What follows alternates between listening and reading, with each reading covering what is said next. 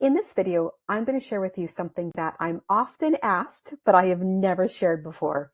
And this is my one-page marketing strategy. I have used this to help me grow my business, Codezilla Kids, from 0 to over 45 schools in just over 3 years. I also use the same marketing strategy for my summer camps. I have 4 camps across the city, serving 500 plus children every summer, as well as hiring 15 or more young people. So here's the plan. Hopefully there's something valuable for you. Let's get started. Okay, I call this one-page marketing strategy my marketing wheel. You can probably guess why. The middle of the wheel is my customer. This is the hub. And all of the marketing tactics outside the hub are the spokes of the wheel. You never need more than 8, 9, maybe 10 tops marketing tactics because you may be, just like me, a small team running lean. You have limited time, money, and effort. So I want you to do fewer, but bigger and better. So we're going to focus on what I have found to be the most effective ways to grow my brand and what I think will also work for you, whether you have a summer camp or an after-school program. What is the number one tool in your marketing plan? Here's a tip. This tool is working while you sleep. Okay, if you guessed website, you guessed correctly. I personally think that your website is the most important element of all of the marketing elements in the wheel. Why is that? It is where every possible customer is going to do research about your camp after school program before they commit to purchase.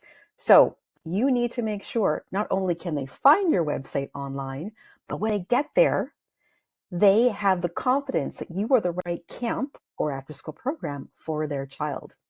I'll share some examples of what I have done to my website to help it be the best partner I can possibly find, the best digital partner. And full disclosure, I actually have a background in digital marketing. I have built websites for some of the world's biggest brands. So I really try to practice what I preach and bring big brand marketing and website development to my small business. Let's get started. Shameless plug. This is my website for Codezilla. One thing I really try to focus on is keeping it clean, clear, and easy to understand because you have a limited time to capture someone's attention and ensure that they have the confidence you are the right brand for them. So when it comes to your website, 3 pages are always the most commonly looked at pages. One is the homepage. One is the about page. What do you say about yourself as the camp owner? And of course, the contact page. If they're going to have any questions, you want to make sure they can get in touch with you or call you. For this video, we're going to focus only on the home page because it is the number one page.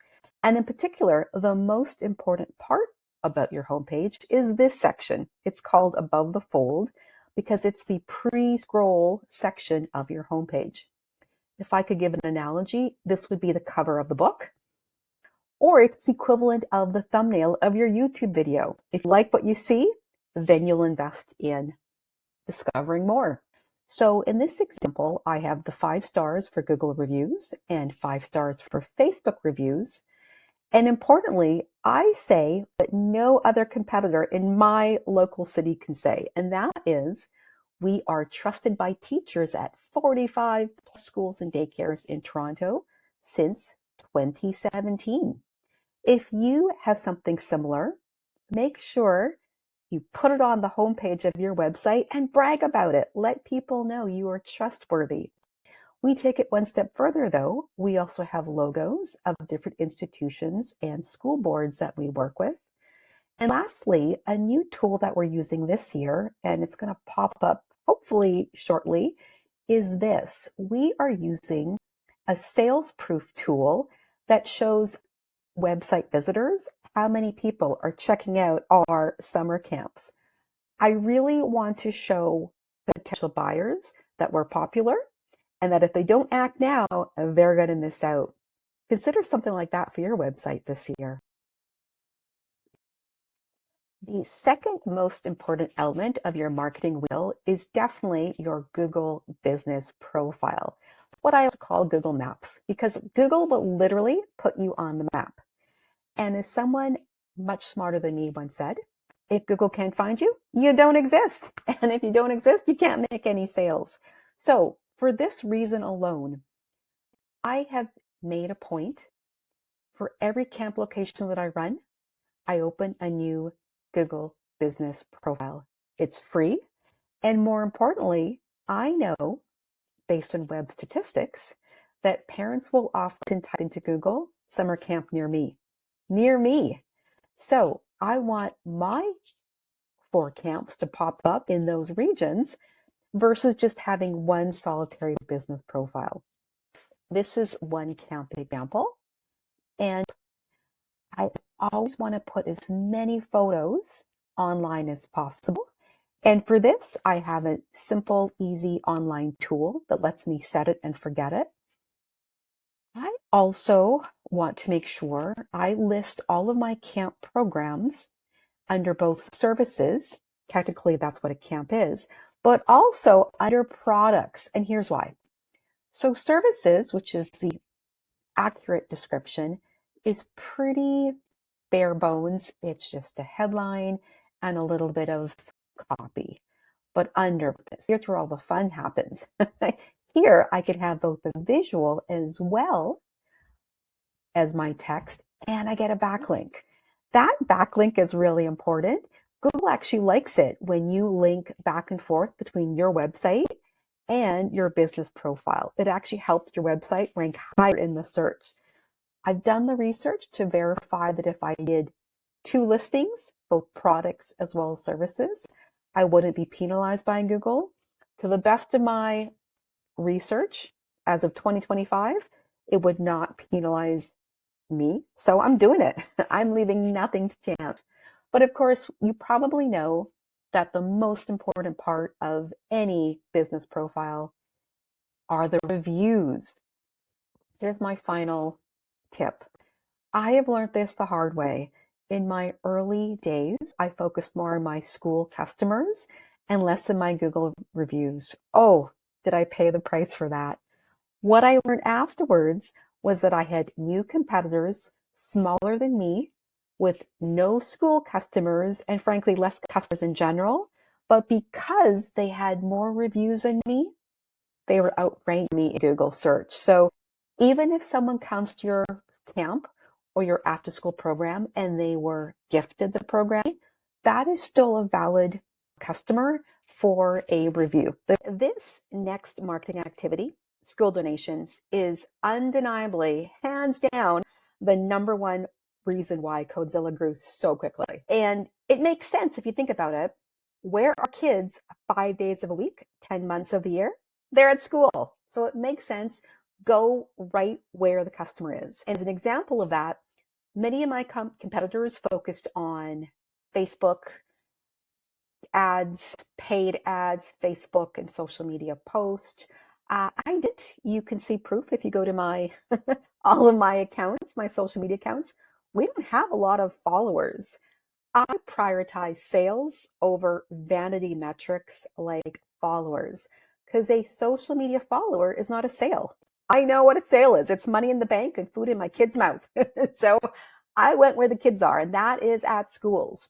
Okay, so how did this work, and how can you implement this for your camp or after school program? Pretty straightforward. We basically would go to our Facebook community groups, every group that was in the neighborhood where we had a camp running. And we would, as an example for this group, we would say, hey, Codezilla is offering a free camp donation or a certificate for your school as a fundraising tool. And sure enough, parents would be like, yeah, I'm in. And they would like it. They would engage. They would tag other parents. They would tag the parent council, the PTA moms. And so we got people learning that we were open for business, we were also offering something of value to their school. And lastly, they could buy a camp from us if they weren't able to win it in the silent auction or in the raffle. So we have a nice graphic, we have a little blurb with some friendly emojis and a link to click to. And what happens when they get to the link? Well, here's our next step. They get a simple Google request form. We would use this to keep track of all of the requests. We probably donate 60 to 70 camps to schools in the local areas. That's a big project onto itself, especially if you're like me, you're a small business with a very lean team. So we have a whole process on the back end to monitor this. But the first step is fill out the form, tell us your school information, where's the area, because we obviously want to make sure you're in the right geographic region from where our camps are located. And then basic information like how big is your school, so we know whether this is a high priority, what are the dates. If there's a link to the silent auction, I like to know what the competition's doing, what are they saying, what are they offering, just kind of good for reference. And then some incidental questions like, would your school like a free coding or STEM workshop? And lastly, this is kind of fun. Would you like to have the Codezilla dinosaur visit your fun fair? What does that mean? Okay, so this is kind of unique to me, but we have a dinosaur mascot, as you can see here. And this is actually pretty popular. We know when we bring this big inflatable green guy out to a school fair that kids love it, parents smile. It's always a great selfie moment. We hand out stickers, flyers, maybe even some t-shirt giveaways. So think about what you can do, taking that school donation that we had right here. Not only do we get a school donation that gets Codezilla in front of literally hundreds of parents at their auction, but we also might be able to take from this donation, end up with our dinosaur also going to their fun fair. So it's kind of like a 2-in-1 and a double whammy for your marketing for your camp. Okay, here's the good news. We have done the most important parts of our marketing plan, our marketing wheel. You've figured out your website, you're donating to schools, and you're also optimizing your Google business profile, aka the maps. If you do those three things, you are more than halfway there. The next few elements of our wheel are, some of them are optional, some of them are not if you're a brand new camp, and I'll tell you why in a second. And some of them are frankly like, they're just fun, right? Or, you can hire your teenage kid to help you with your social media. It's not going to make or break your business as much as your website, your maps, and your school outreach. Here's one of these areas, events, promos, and email that I think is really, really mandatory, especially if you're a brand new camp. Why do I say this? Okay, so the challenge with a summer camp, if you have never run a summer camp before and you're not already in an after school program, is that no one's heard of you. And the challenge is you are only open for business for 2 months. So you have to use those other months leading up to camp to get parents to know, like, and trust you. How do you do that? Okay, well, that's why, of course, we say go to schools, but schools are Monday to Friday. Outside of schools on weekends or long weekends, this is where I suggest you do a promotion, an event, some drop-in workshop where you can get people to experience and interact with your brand, get to know you. You also can talk to parents, build relationships, do some real live on-site customer research. It's pretty low risk. It is more intensive. It's definitely more work than just running a few digital ads, I'll say that, but it works way more effectively in the long run. So what does that mean? How does it look? Okay, so for example, I literally launched Codezilla by giving it away. I gave free workshops. I call this my 30 kids in 3 hours. And I did it mostly to test business before I was all in. But by doing that, I also collected email addresses for future emailing when I had something to sell. So here's a real life example. This is pretty old, December 2023. But it's an example. In this case, it was a virtual event. But I found a way to say, hey, in December, earliest December, months before summer, we are doing an third annual Coding for Charity event. And so it was essentially free with donation, but parents could sign up in advance and we would give their kid a fun online workshop. And how that worked, when they clicked on the link from the Facebook event, they would come to a page like this, pretty straightforward. What are the details? They choose their time, they sign up. Who do you want to donate to? Pretty straightforward, but I got valuable information. I also would ask them how they heard about us, even things like how do you hear about marketing? Who do you use as an influencer or someone that you use so that I could factor that into my future advertising. So think about this type of event, whatever is relevant for your business, because not only will they interact with you for a limited, period of time, 2 hours, half a day, whatever, but you will collect those email addresses. And that is really valuable because now you have somebody to email to and market to after your event is over. Okay, we have come to the part of our wheel where you have to pay to play. Previously, other elements, whether your website, email marketing, school donations, were pretty low cost or just the cost of doing business. Not anymore. When it comes to online ads, whether Google or Meta, you got to have some skin in the game. Let's talk about this in more detail. Okay, Google Ads. Now, this can get really expensive if you don't know what you're doing. On the flip side, Google is really critical for your business, so you do need to run these ads. Because think about it. People literally go into Google and they type in camp near me. They're essentially saying to Google, what should I buy? So Google is essentially playing the role of God. They decide who gets a sale and who doesn't. You want to be the brand that gets shown. How do you do that? Well, you tell Google what are the search words to consider. For Codezilla, for example, I have Summer Camp Toronto, Summer Camps Near Me, Coding Toronto, Codezilla brand name, and probably 80 or 90 other keywords that people would type into their browser. Then Google's going to share my ads. I again help build this so that I'm a possible brand to be chosen. What you want to always consider are a few things. What is the average cost per click? That means every time someone clicks on your ad, what do you have to pay? You will also know what is the industry average because, for example, I once hired a supplier, really talented guy, but when I saw my cost per click was up to $5, oh my goodness, we had to shut that down. It was double what it should have been. Why was it double? I think partly it's Google. Google will always tell you, you can see here, limited by budget. They will always tell you spend more, spend more. No, do not listen to Google. It's in their interest to keep you spending the money that you spend.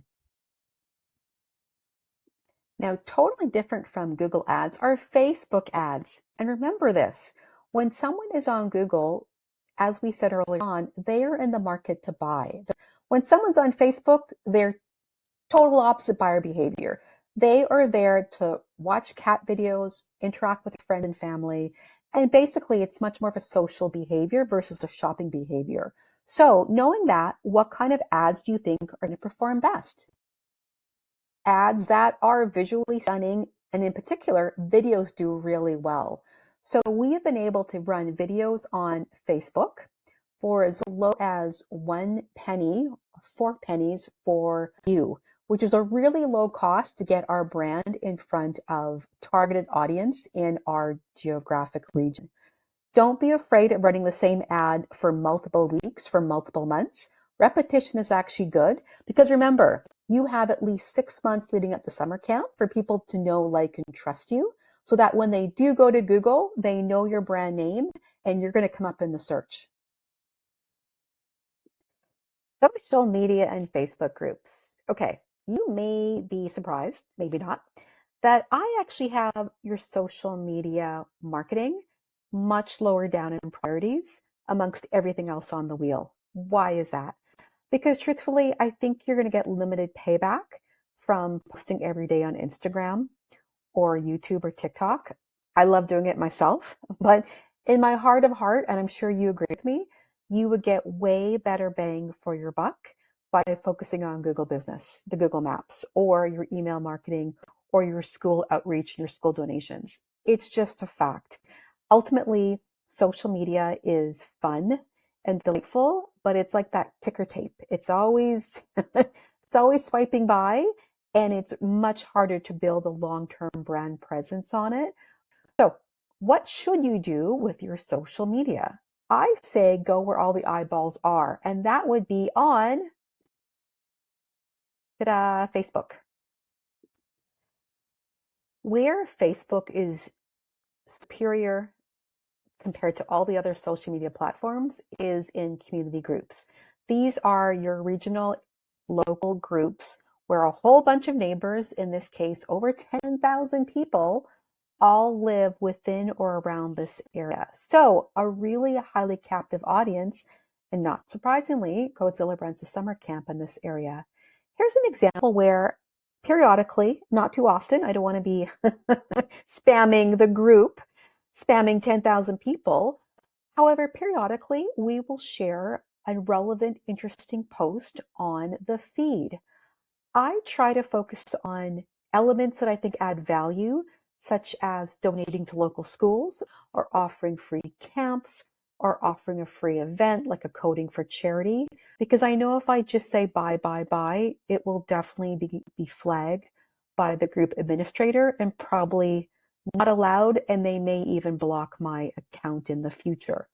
So use your precious post wisely, but consider what you can say. In this example, we decided to try something new for 2025.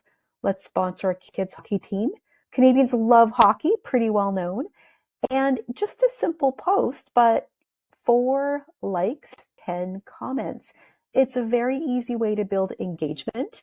And bear in mind, I'm building engagement in January, way before summer camp happens.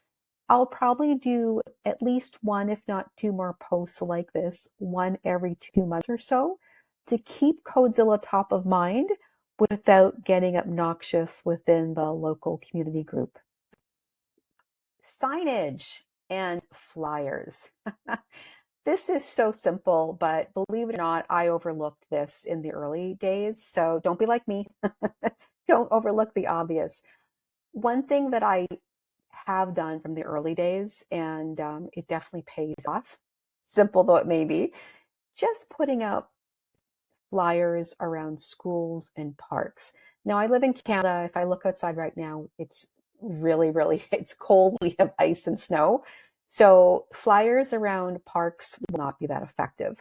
Flyers around schools and major streets close to schools will work. And I always know I like going for long walks while I podcast.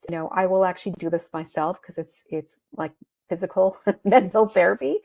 I know when I put out flyers, I always get some sales later on that week, right? So for a 50-cent flyer, I get a $500 camp sale. That's a great return on investment, right? You spend 50 cents, you get 500. I'll take that. The other thing is the signs outside of your camp itself. I was slow to do this. I now try to put these signs out as early as January if my rental facility will allow me, because there are some parents, there is probably a third of parents will buy in January and February. If they see the sign in front of the building or the rental facility, it's a good reminder leading up to camp. So don't ignore the low hanging fruit. The last area of our wheel is direct mail. Summer camp is going to seem a long ways away. So what can you do that's cheap and cheerful, but puts you top of mind in the eyes of your customer? Now, everything I've done so far really mostly focused on the mom, the parent, the deciding person. This is one of the only marketing tactics that's directly focused on the child. And how so? I send a birthday card to the child. It's whimsical, it's entertaining. I'm pretty confident when they get this personalized to them on their birthday, they're going to feel really special. And it's not a hard sell. I don't say, save X dollars. It's not for the parent, it's for the child. If there's something else that you do that I haven't covered, I'd love to know. Please share because I'm still learning as I go. I will say this, I see how AI is impacting website search and search engine optimization.